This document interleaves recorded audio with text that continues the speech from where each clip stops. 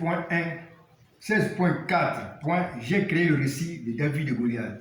16 comme 16e vidéo, 4 comme 4e partie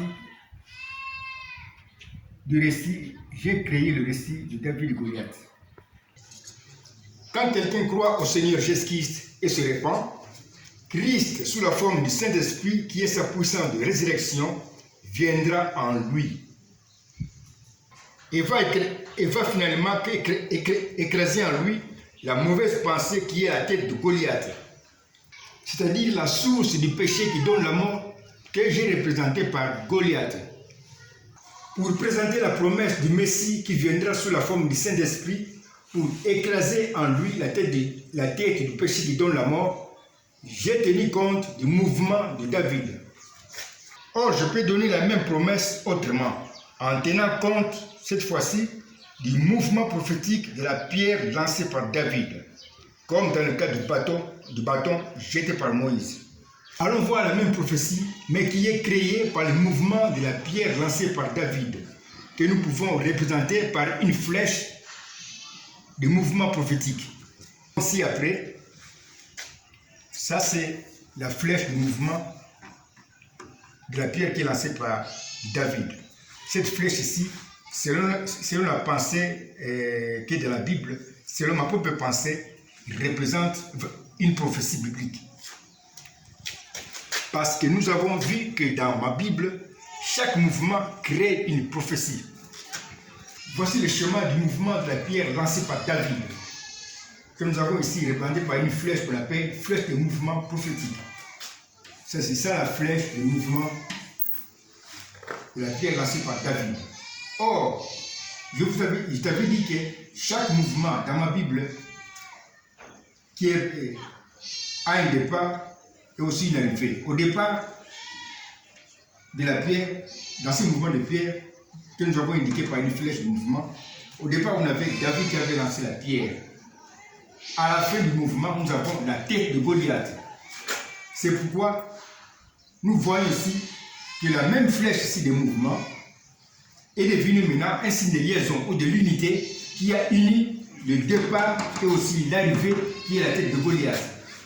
David qui est le départ du mouvement de la flèche, du mouvement de la pierre, et la tête de Goliath sont maintenant reliés par la flèche de mouvement.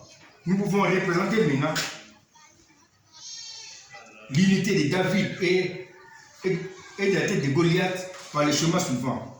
David qui est marié à la tête de Goliath par la même flèche de mouvement qu'on a mis ici entre parenthèses. Parce que nous avons dit ceci que dans un mouvement, on a trouvé, dans un mariage spirituel, à chaque droite, à la droite de chaque marié, nous mettons le signe de l'unité. Ici, nous avons dans le cas ici deux mariés, le marié David et le marié aussi, la tête de Goliath.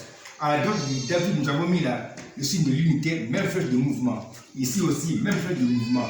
Nous avons ici trouvé un schéma de prophétie qui était caché dans le mouvement de la pierre lancée par David.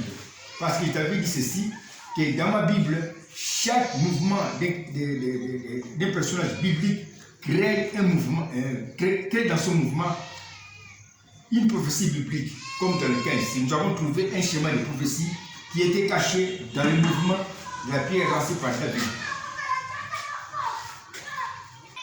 Voici le schéma complet de la prophétie créée par le mouvement de la pierre lancée par David. Nous avons aussi un schéma qui est complet, qui montre l'unité ou le mariage spirituel de David et la tête de Goliath.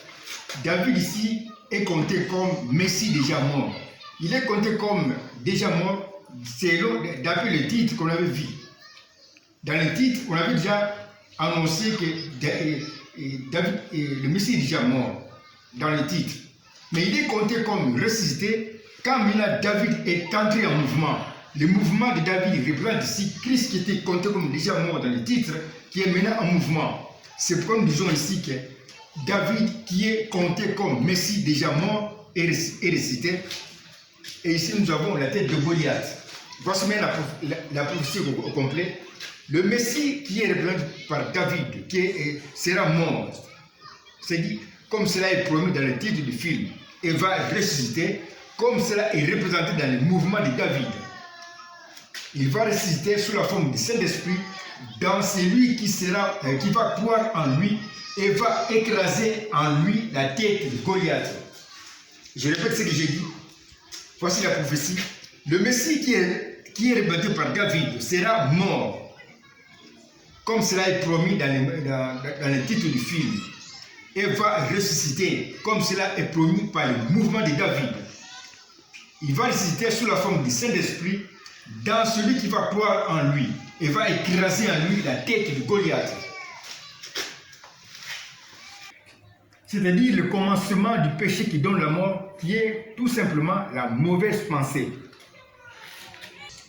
C'est la mauvaise pensée qui est la tête ou le commencement du péché qui donne la mort dans l'homme.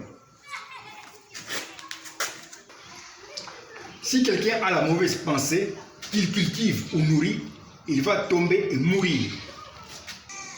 C'est pourquoi moi le Messie, j'ai dit dans Matthieu 5, 27, 28, vous avez appris qu'il a été dit, tu ne commettras point d'adultère.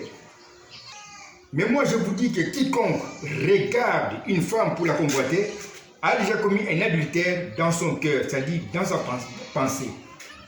Christ qui est représenté par David est donc venu pour écraser ou déraciner la racine du péché qui donne la mort, qui est tout simplement la mauvaise pensée. Voici maintenant le changement d'idée de Goliath quand il a reçu la pierre dans sa tête. Va te coucher, c'est bien ici le Seigneur qui me parle et me dit d'arrêter d'écrire.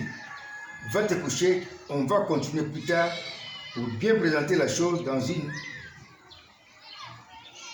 Le Seigneur continue en me disant, va te coucher, on va continuer plus tard pour bien présenter la chose dans une nouvelle version. Ciao mon chéri et bon sommeil. Je rappelle que par respect, je ne dis jamais le premier ciao au Seigneur.